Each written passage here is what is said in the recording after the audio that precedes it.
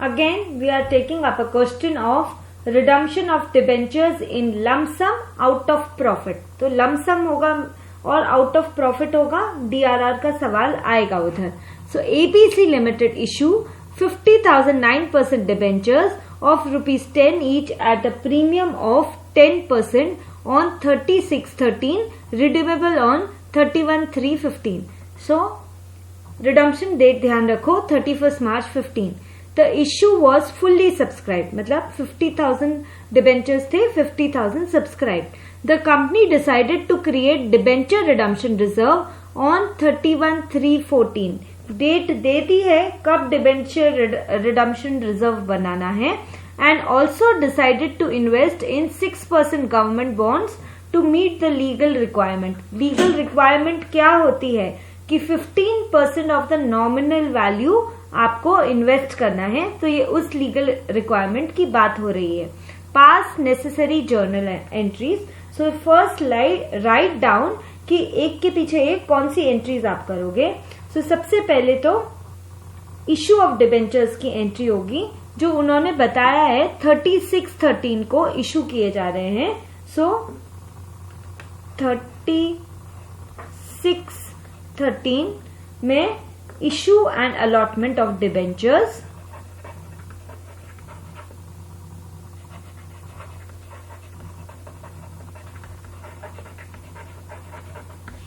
Okay. Now next is creation of debenture redemption reserve. Again we have the date 31/3/14 को इन्होंने दिया है to create debenture redemption reserve. So 31/3/14 create DRR. Now investment कब करना होता है. Investment we all know कि अप्रैल के एंड तक हमको इन्वेस्टमेंट करना ही है. So the 30th April, if date is not given take it as 30th April. So 30th April 14 को आपने ये इन्वेस्टमेंट किया. That should be 15% of the nominal value. Now come up to 31/3/15. March में आ जाइए. सबसे पहले क्या करोगे, आपको रिडम्पशन से पहले इन्वेस्टमेंट्स को सेल करना है compulsorily. So realise investment and see they have given us कि invest in 6% government bonds. Date दी है. सो हमको अमाउंट ऑफ इंटरेस्ट को भी कैलकुलेट करना पड़ेगा. Realise investment with interest. Okay. Next उसके बाद क्या करेंगे, हम 31/3/15 को ही डिबेंचर होल्डर्स को ड्यू करेंगे. That is due and payment दोनों ही हो जाएंगे यहां पर. And your last entry on 31/3/15 will be transfer DRR to general reserve.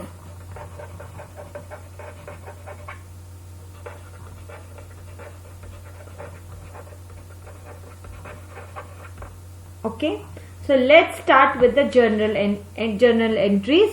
36/13 first entry. सबसे पहले डिबेंचर एप्लीकेशंस का अमाउंट आया बैंक में. प्रीमियम है 10%. मीन्स व्हाट, जो 10 फेस वैल्यू है उस पे 1 रुपीज प्रीमियम, 11 रुपीज के हिसाब से 50,000 डिबेंचर्स का अमाउंट बैंक में आया है. So your first entry bank account debit to debenture application account.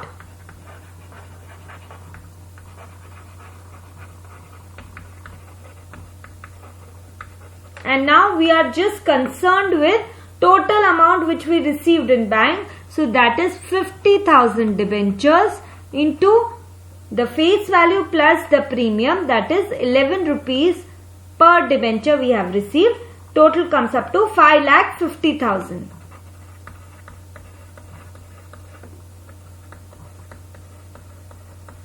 And The next entry will be of allotment of debentures. Debenture application, जिसको क्रेडिट किया था करो डेबिट. डिबेंचर एप्लीकेशन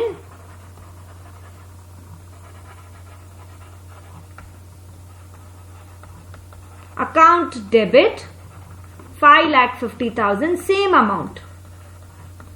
2 कितना परसेंट डिबेंचर्स है? 9% debentures.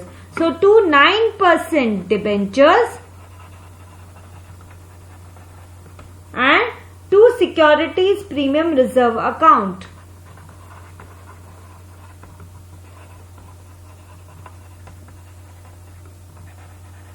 क्योंकि प्रीमियम भी है. 9% debentures में कितना अमाउंट जाएगा? 50,000 into 10 the face value, so total 5 lakh. And premium कितना है? 50,000 into 1 rupees, because 10% of 10 is 1 rupees. So 50,000 into 1 is 50,000.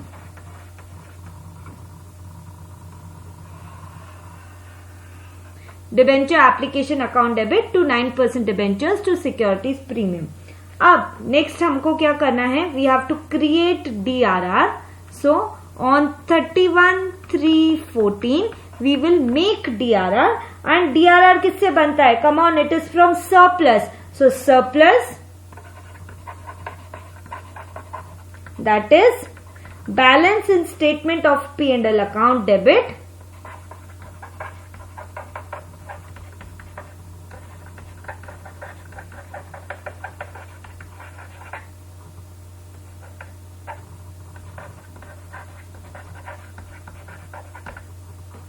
अब DRR कितना बनेगा? 2 DRR डिबेंचर रिडम्पशन रिजर्व. अब आप प्रीमियम का वैल्यू लोगे, दैट इज 11 रुपीज से लोगे 5,50,000 या 5 लाख लोगे, that is a question. Don't get confused. हमेशा जब भी DRR बनाना है, प्रीमियम और डिस्काउंट को कभी कंसिडर मत करो. It is just on the nominal value, the face value. So 50,000 debentures into 10, 5 lakh पे कितना परसेंट पे DRR आपको बनाना जरूरी है? You have to remember the question, remember the percentage in exam. So 5 lakh into कितना परसेंट बनाओगे? 25%. एंड रिमेम्बर दिस 25% DRR बनाने के लिए और इन्वेस्टमेंट करने के लिए 15%. ये दो चीज आपको याद रखनी है. So never take this 5 lakh including premium, जिस फेस वैल्यू पे लो, और 25% से DRR बनाओ. 5 lakh into 25% is 1,25,000. Okay, so this is also done. Now after creating DRR, investment की एंट्री वो अप्रैल एंड तक आपको कंपल्सरीली करनी है. सो 34/14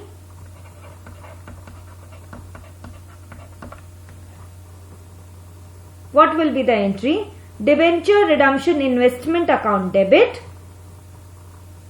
जनरल इन्वेस्टमेंट करते तो क्या एंट्री करते? Investment account debit to bank. Just आपको इन्वेस्टमेंट के आगे लिखना है debenture redemption investment account debit.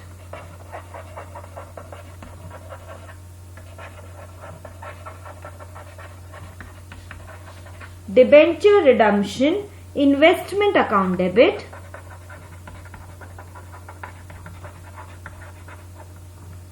To bank account.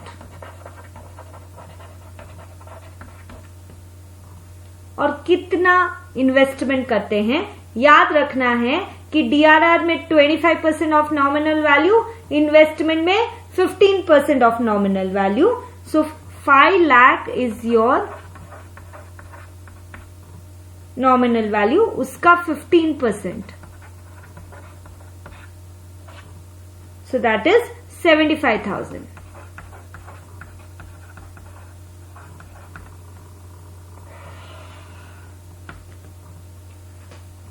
आपने इन्वेस्टमेंट भी कर दिया. अब आप डिबेंचर ड्यू फॉर पेमेंट से पहले आपका इन्वेस्टमेंट रियलाइज करोगे, right? So on 31/3/15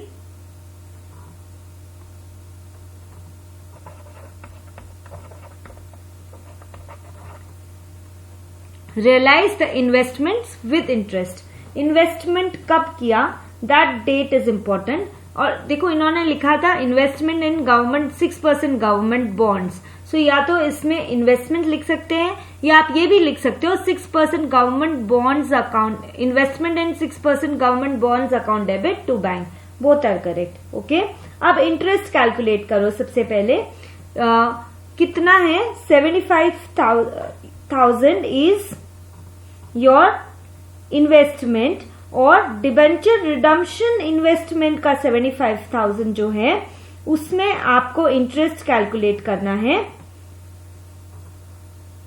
so 75,000 is your investment, उस पे 6% is your rate of interest and उस पे what is the time period, the time period is, see investment कब किया, अप्रैल एंड में, तो आप अप्रैल को नहीं गिनोगे और 31 मार्च 15 तक पहुंच रहे हैं, सो 1 month less, that is 11 months के लिए, सो 11/12। सो calculate 75,000 into 6% into 6% into 11/12 is equal to 4,125।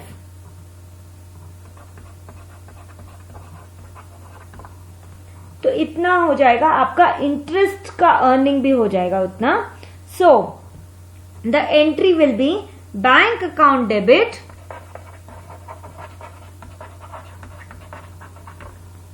To debenture redemption investment. यदि इंटरेस्ट नहीं होता तो एंट्री यही होती, simply bank account debit to debenture redemption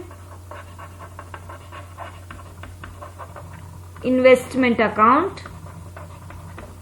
and to, अभी इंटरेस्ट भी अर्न है वो भी बैंक में जाएगा, इसलिए एडिशनली बोल रहे हैं to interest earned.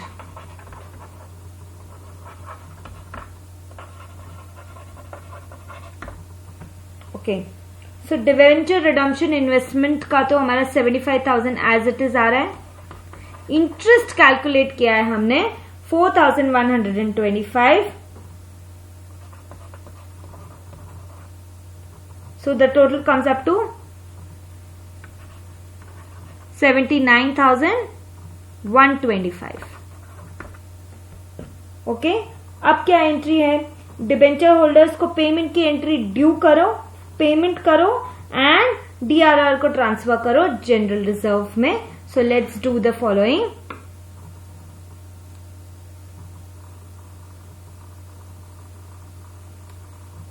Okay, on 31st March 15,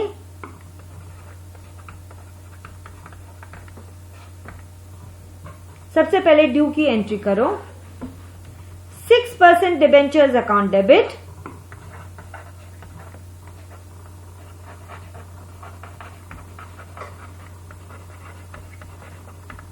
to debenture holders account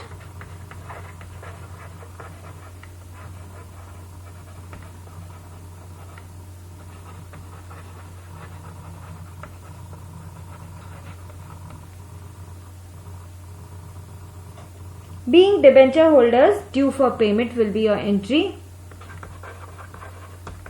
narration लिखो, being debenture holders due for payment and the amount will be same, 5 lakhs,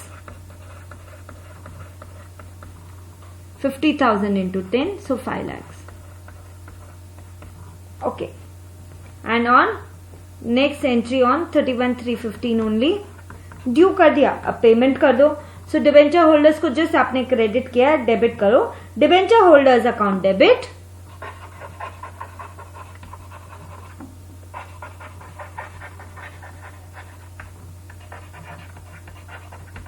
₹5 lakhs, debenture holders account debit to bank.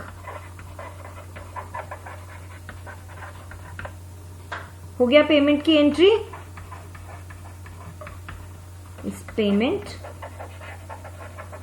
And last आपकी entry है to transfer the amount to debenture redemption reserve. Okay,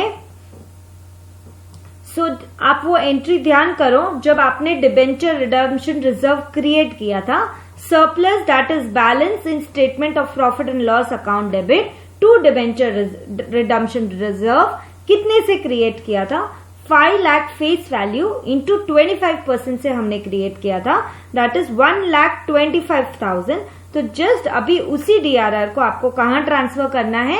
general reserve, क्योंकि अब redemption हो चुका है, इसलिए on 31/3/15 debenture redemption reserve account debit 1,25,000 इतने से ही क्रिएट किया था, अभी उसी को आप डेबिट कर रहे हो। Debenture redemption reserve account debit to कहां ट्रांसफर कर रहे हो? जनरल रिजर्व में।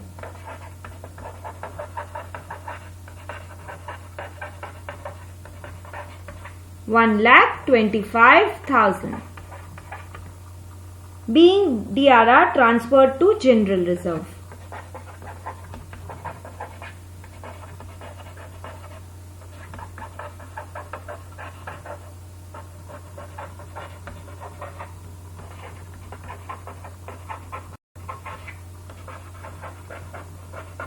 So one important point in this question what we learned is, क्योंकि आपको इन्वेस्टमेंट का रेट दिया है, invest in 6% government bonds, okay, आपको टाइम पीरियड पता है कि आपने कब इन्वेस्टमेंट लिया और कब इन्वेस्टमेंट को वापस बेचा, और रेट आपको यहाँ पर 6% ऑलरेडी गिवन है। सो उसका इंटरेस्ट कैलकुलेट करो, और उस इंटरेस्ट को जब आप अपने इन्वेस्टमेंट्स को बेच रहे हैं तब उस समय वो इंटरेस्ट का अमाउंट भी कैलकुलेट करके टोटल अमाउंट बैंक के अंदर डालो। Okay, so this is the end of this question.